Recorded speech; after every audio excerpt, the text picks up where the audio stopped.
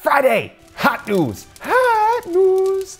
We'll get into the news stories in just a moment, but first we need to clarify something, apparently. Yesterday, we asked for help with hot news because we're looking for a writer and a video editor. I also mentioned that we fired Reece for failing us with the jingle. Apparently, the outrageousness of that situation wasn't clear enough for a few of you.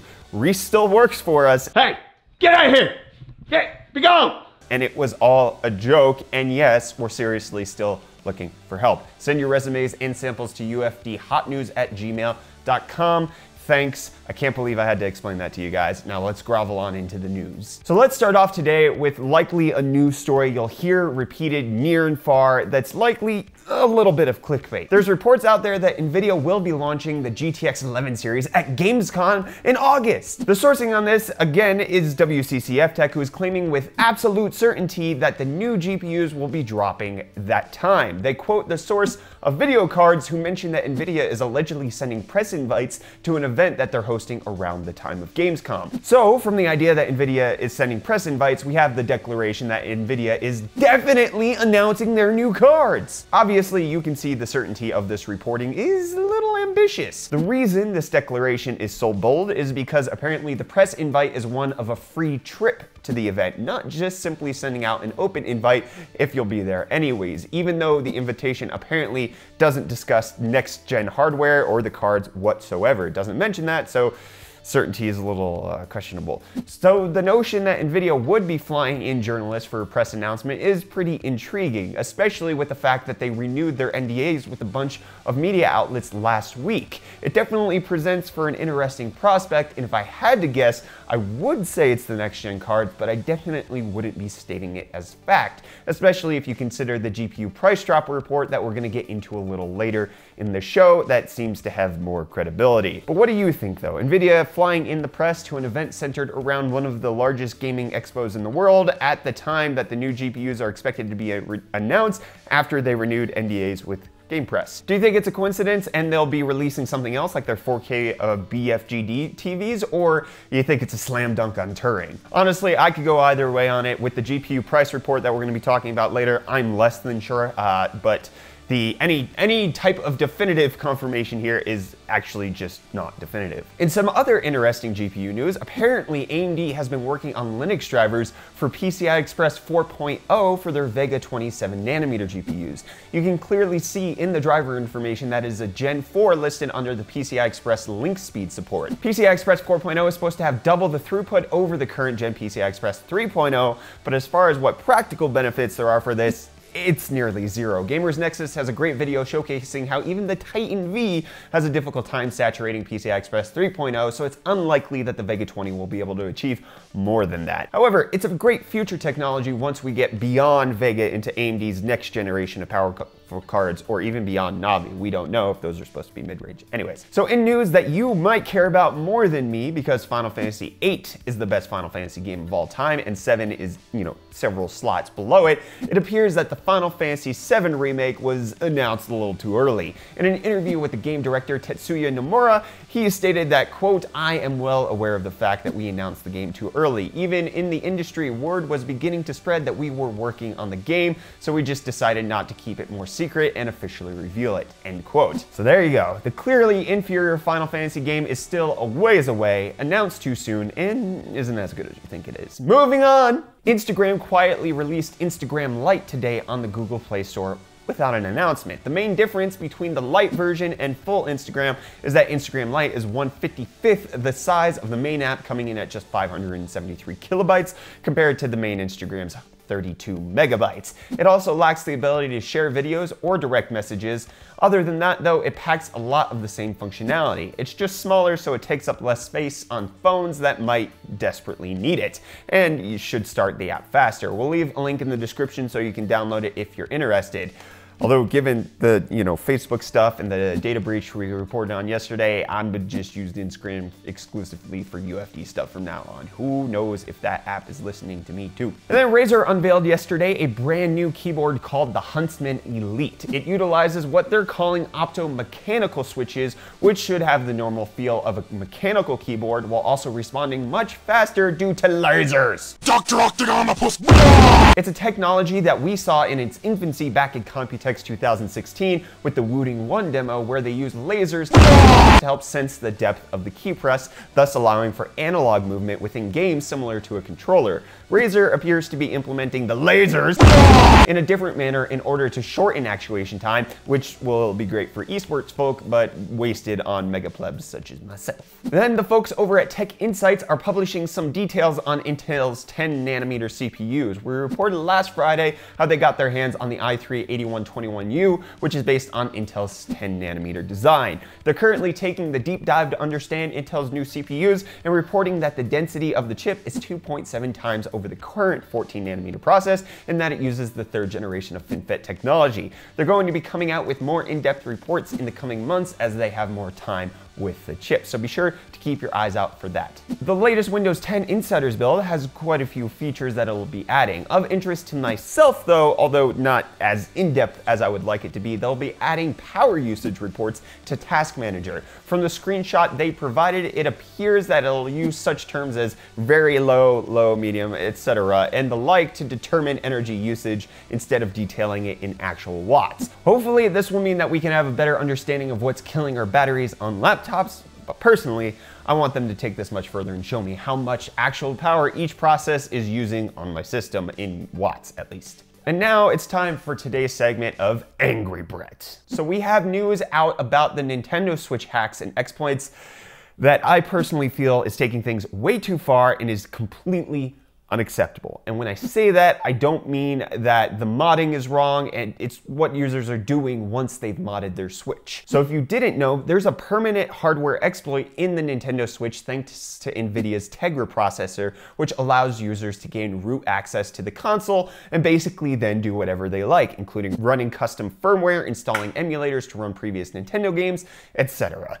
We could argue all day about the ethics of doing this type of work, although I'm personally okay with it, even though I wouldn't be doing it due to the fact that Nintendo does have strict security measures to make sure illegitimate games in Switch accounts are banned from their network. However, as we're about to find out, it's not perfect. My issue though with this story comes from the fact that some users are taking this as a method to interject porn into games that children play. So Super Mario Odyssey has a feature called Balloon Mode that connects your Switch to the internet to show who placed balloons in hard to reach areas. The balloon then displays the avatar of the user who placed that balloon in that spot. Typically this would be subject to Nintendo scrutiny, so no unbecoming avatars would be accepted and it would just be a normal, clean, friendly part of the game. However, with the hack, some users have changed their avatars to that of porn images and thus displaying to all Mario players across the network if they come across the balloon. Now, I can get wanting to mess with the Switch and tamper with it and install custom software, play NES games on it, totally fine. But this is taking it way too freaking far. These users are intentionally changing their pictures to porn and having them displayed in a game that's primarily aimed at children on a console that's marketed as being family friendly and exposing probably plenty of underage kids to nude images. This is absolutely disgusting, horrible, and I hope that people that are doing this get sent to jail for indecent exposure to minors. This is absolutely not even okay. This is on the levels of child pornography because you're exposing a minor to something that they shouldn't be seeing. It's a strong stance, but as a father who lets his 5 and 7-year-old sons play on the Switch because I know the games to be something that's suitable for their, mental and physical prowess, this isn't okay. Mod your Switch all you want, but don't exploit that to potentially show uncalled for images to children. This actually pisses me off, and I don't think there's a strong enough punishment for those who would do something so despicable in an environment meant clearly for children. Absolutely not okay. Okay, let's calm down. That's the end of the segment of Angry Brett. And now let's move into some good information so that we can end the week on a positive, happy note. So we have some good news on price drops regarding both CPUs and GPUs. So, in much the same fashion as when they launched the Ryzen 2000 series, AMD might be preparing for their next-gen Threadripper chips by dropping the price on their current lineup. The average price for the 1950X, 1920X, and 1900X are all significantly below what the MSRP is. In Germany, we're seeing prices of 650 euros for the 1950X, and in the US, the top-tier chip is selling for $750. It's a good guy AMD move that's motivated by them trying to, clear stock, provide users better value, and then also create hype around their next-gen chips. We're okay with this marketing strategy, to be honest. Good guy AMD, I'm okay with this. But to be fair, this is only on the CPU side. Let's find out. In the exact opposite marketing strategy, GPU prices are expected to plummet 20% in July. I know I say it's the exact opposite. They're both price drops, but let's get into it in just a little bit. So we reported in yesterday's hot news that Gigabyte was expecting that their GPU shipments for the second quarter of 2018 would be down 20% from Q1 thanks to the decrease in mining demand. But DigiTimes reported today that the crypto mining phase has left companies with a dramatic amount of GPUs left over. According to the sources that they say are upstream on the supply chain, that we should expect to see an average price drop for graphics cards of around 20% in July. However, it's not just GPUs that are being killed with low demand. ASICs are no longer being snatched up in droves either, which is negatively affecting the revenue of TSMC, according to the report. As far as how bad the oversupply problem is for the graphics cards, DigiTimes reported currently the worldwide graphics card market has an inventory of around several million units, and Nvidia has around 1 million of GPUs waiting to be released. With cryptocurrency miners also expected to be beginning selling their used graphics cards to the retail channel, vendors are expected to introduce major price cuts in order to compete. They also state, quote, Nvidia's next generation GPUs made using TSMC's 12nm and 7nm processes are also expected to be postponed to late fourth quarter 2018 until after inventory returns to safe levels, end quote. So there we have it. Those 300,000 GPUs that we reported on last week is nothing. It's a drop in the bucket compared to the actual amount of GPUs that remain unsold. The GPU companies didn't predict the end of mining correctly, ramped up production at the wrong time, and they're now left with millions of unsold GPUs. This is also in direct contrast to that WCCF tech sensationalism that we mentioned earlier. Again, I'm not saying that they're wrong, but DigiTimes usually has the pulse on what's happening on the manufacturing side of things, regardless of what WCCF tech sources have told them, so it's kind of difficult to know who to believe here. I'm gonna lean on DigiTimes, but at the same time, I wouldn't be surprised if they announced it in August, but didn't actually start shipping until, October, November, or December. So besides all of that, it appears that miners are now the main competitions for GPU companies instead of their greatest asset as they begin to unload their used cards on the open market. I suppose that's what happens when you choose to bet on an industry that is clearly based on a fad, and you choose to stick with that and talk out of your mouth and saying that you're prioritizing gamers when in reality you're actually not. It's honestly an interesting scenario to be stuck in, but this is the future I warned you all of back in Don't Buy Used Mining Cards video that we did in April. The GPU market hasn't corrected properly because the GPU companies have still been trying to retain high margins on their GPU sales, but now that they're seeing that that isn't working either, they're kowtowing to the market pressures and dropping prices.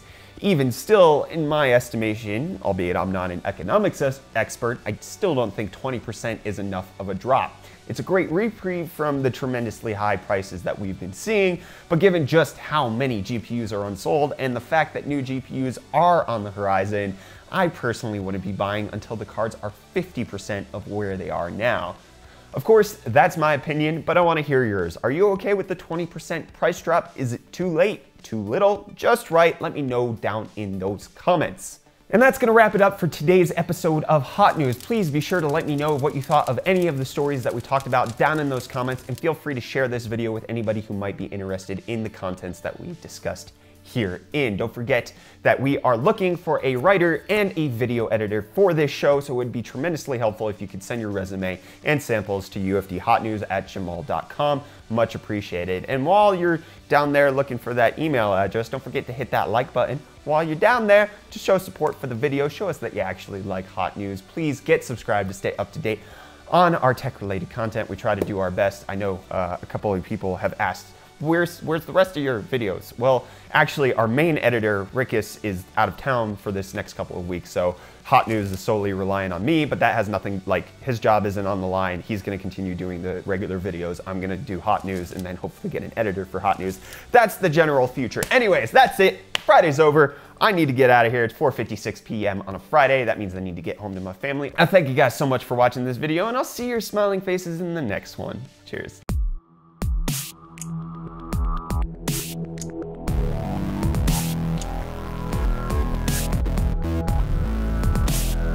Dr. Octagon, the puss.